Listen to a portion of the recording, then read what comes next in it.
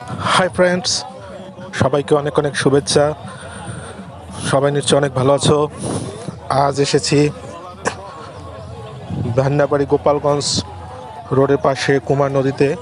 এখানে প্রতি বছর কার্তিক পূজার মেলা শেষে একটি মেলার আয়োজন করা হয় উপলক্ষ নৌকা বাইচ। তো এখানে নৌকা তেমন না দেখা গেলেও ট্রলারের অভাব নেই। নদী জুড়ে অনেক ট্রলারের মেলা বসেছে। এক অন্যরকম দৃশ্য, সত্যি এখানে না আসলে বোঝাই যেত না। এই দৃশ্যটি জীবনে হয়তো স্মরণীয় হয়ে থাকবে।